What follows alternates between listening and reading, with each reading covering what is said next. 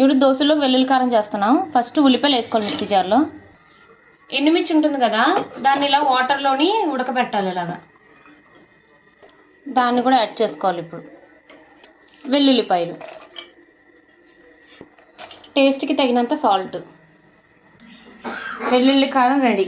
ఇది వచ్చేసరికి మనం చట్నీలానా యూజ్ చేసుకోవచ్చు, లేదా దోశల మీద మనం వెల్లుల్లి కారం అప్లై చేసుకున్నా కారం దోశల కింద వేసుకోవచ్చు. వెల్లుల్లి కారం.